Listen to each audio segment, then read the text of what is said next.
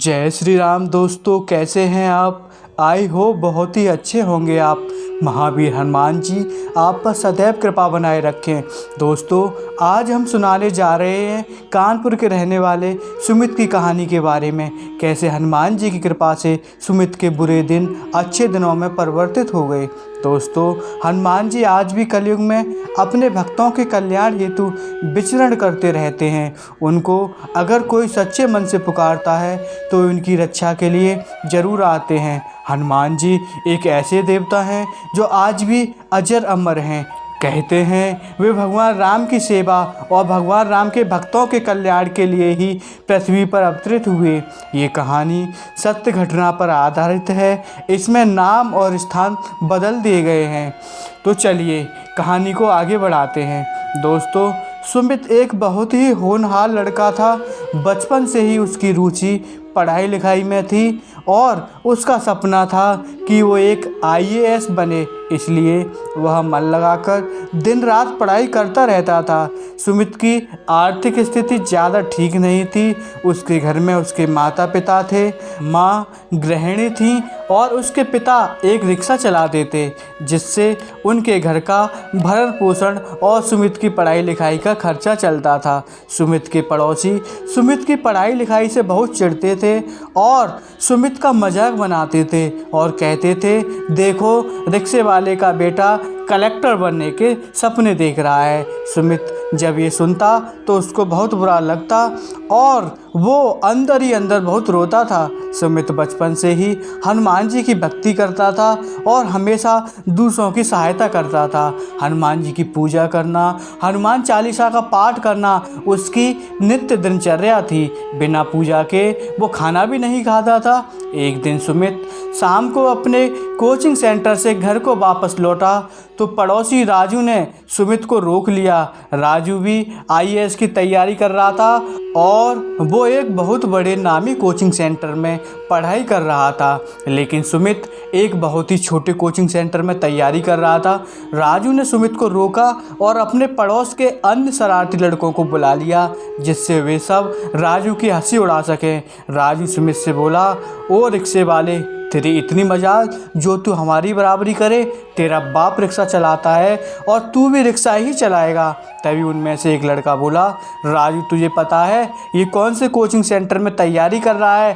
तब राजू बोला, हाँ मुझे पता है, जिस कोचिंग में भिखारियों के बच्चे पढ़ने आते हैं उसमें। और ये सुनते ही सब लड़के ज़ोर ज़ोर से हंसने लगे। सुमित की आंखें भर आई और वह अपनी बदहाली को कोसने लगा। पड़ोसियों के ताने सुन सुनकर वह तंग आ चुका था। अगले दिन वो अपने पिताजी से बोला, पिताजी आप अपने गैराज ले चलो और एक रिक्शा मुझे भी दिलवा दो, मैं भी आपके साथ रिक्शा चलाऊंगा। जब ये बात सुमित के पिताजी ने सुनी तो उनकी मानो पैरों के नीचे से ज़मीन खिसक गई हो। वो सुमित से बोले, बेटा क्या तुझे रिक्शा चलाने के लिए ही मैंने इतने दिनों से पढ़ा लिखाया है। सुमित बोला, तो पिताजी मैं क्या करूं। सुमित के पिताजी जानते थे कि उनके पड़ोसी अच्छे नहीं हैं। वे सब मिलकर मेरे बेटे का आत्मविश्वास कम कर रहे हैं। उन्होंने सुमित से कहा, बेटे क्या तुम्हें अपनी काबिलियत पर भरोसा नहीं है। लोगों का तो काम है एक दूसरे की टांग खींचना, लेकिन तुम्हें अपने लक्ष्य से भटकना नहीं चाहिए। सुमित को भी अपने पिताजी की बातें समझ आने लगी थीं। वह तुरंत हनुमान जी की मूर्ति के आगे बैठा और उसने संकल्प लिया और मन ही मन हनुमान जी से कहा, हे राम भक्त हनुमान जी, जिस तरह से आपने भगवान राम के कष्टों को मिटाया उसी तरह से आप मेरे दुख भी दूर करो और मुझे इस संसार की सभी बाधाओं से मुक्त करो।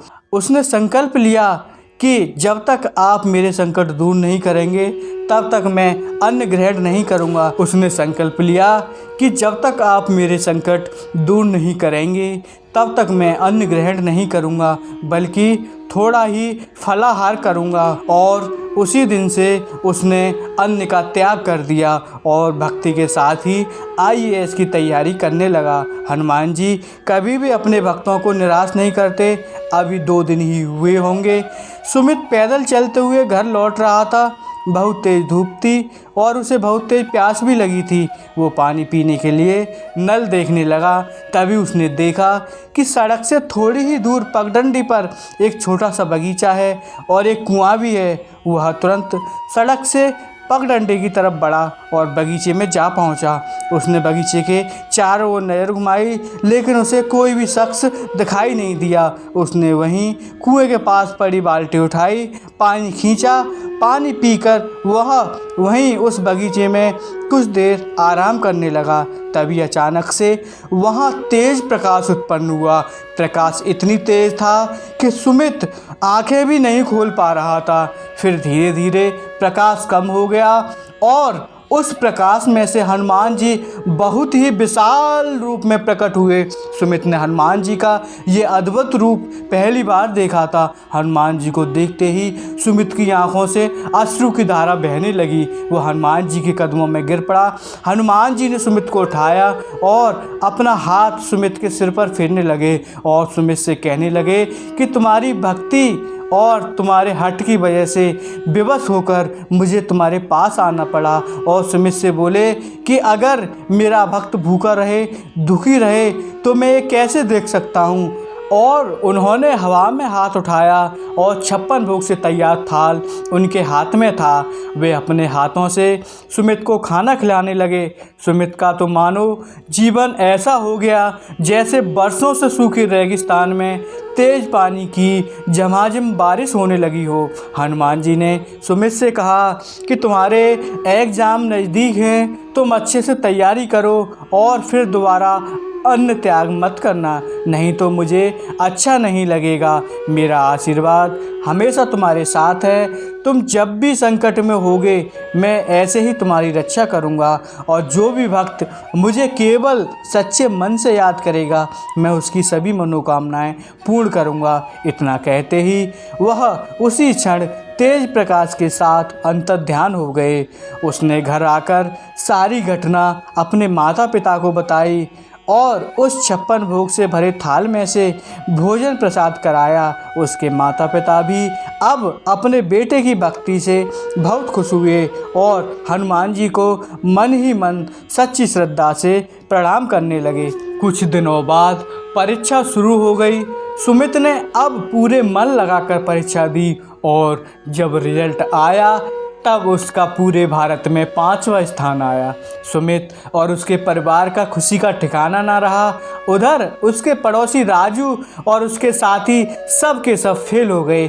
सुमित ने IAS बनने का पूरा श्रेय हनुमान जी को दिया और आज भी सुमित और उसका पूरा परिवार हनुमान जी की पूरी श्रद्धा से भक्ति करते हैं। दोस्तों तभी तो कहते हैं और देवता चित्त न धरहि, हनुमत से ही सर्व सुख करही। तो दोस्तों ये थी हनुमान जी की सच्ची घटना। आई होप ये वीडियो आपको ज़रूर पसंद आई होगी। इस वीडियो पर आपकी क्या राय है कमेंट करके ज़रूर बताइए। वीडियो पसंद आई हो तो लाइक और शेयर करना बिल्कुल मत भूलिए। चैनल पर नए हों तो चैनल को सब्सक्राइब कीजिए। वीडियो पूरा देखने के लिए आपका बहुत बहुत धन्यवाद। जय श्री राम, जय बालाजी महाराज, जय बाबा नीव करौरी।